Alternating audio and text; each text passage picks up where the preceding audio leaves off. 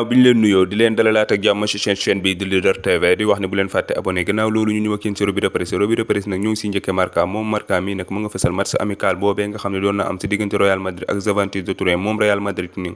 moo si door Juventus ñaari bal ci dara moo tax journal mi ngi bind di fësal naan dans le plan des champions Real Madrid gi mi ngi waajal boppam gannaaw bi nga xamee ne bu yàggul dina football coupe bu ñuy wax super coupe de l'Europe moom Real Madrid gii nag gannaaw bi nga xamee ne def na matcham bu mujj foofee sa Las Vegas gannaaw bi nga xamee ne mooy tournoi bu mag boobee moom Real Madrid nag journal mi ngi fësal naan kii du Real Madrid dalal na xel yi kii du Real Madrid joué na match boo xam ne wane na si boppam bu baax moom Real Madrid gii nag journal mi ngi ñuy xamal naan kii di Casemiro ak kii di Toni Kroos wane nañu seen bopp si boobule match mais nag gàcc ngaalaama kii di Karim Benzema ak kii di Asensio ñoom ñaar ñii noo dugal ñaari biwu Real Madrid yooyee. ginnaaw Marca dañuy des foofee sa bitim réew ak journal bi ñuy wax Mundo Deportivo moom ma nga fësal victoire boobee nga xam ne FC Barcelone am naka si kaw New York City moom FC Barcelone moo dóor ñaari bal équipe boobee di New York moom FC Barcelone gii nag ñi nga xam ne ñoo dugal biiwa mi kii di Ousmane Dembélé nekk l'international français ak kii di Fils de Paye ñoo dugal ñaari biiwu FC Barcelone gii nag ma ngay continuer di wane boppam sa boobale tournoi bu Real Madrid continuer wane boppam sa boobee côté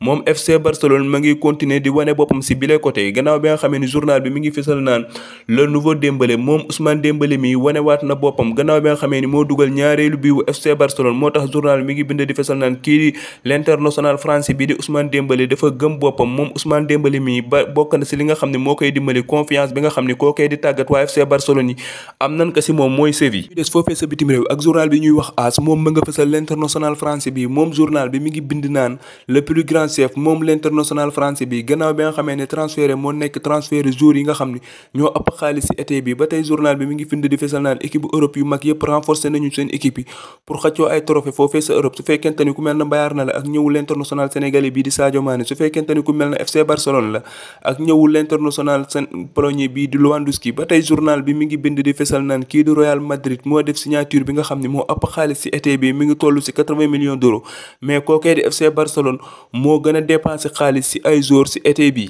as dañuy des foofee sa bitim réew ak journal bi ñuy wax équipe nekk foofee sa France moom mi ngi fësal daje bii nga xam ne ñoo ngi kiy xaar final bii nga xam ne ñëpp ñoo ngi kiy xaar diggante Paris Saint-Germain ak Nantes di amee foofee sa France ñu tubbee ko trophée des champions moom Paris Saint-Germain gi nag war na dëggal boppam gannaaw bi nga xamee ni journal bi mu ngi bind di fësal naan une nouvelle page Paris Saint-Germain gi war na jël revanche am gannaaw bi nga xamee ni mook Nantes gi daje woon nañ si atum 2022 bi kii di Nantes dóor ko ñetti bal si benn moom Paris Saint-Germain gi ñoomi Neymar ñoomi Messi ak ñooñu war nañu dëggal seen bopp di leen di wax ni bu leen fàtte abonné ba beneen ak yeneen revue de presse jaa ngeen jëf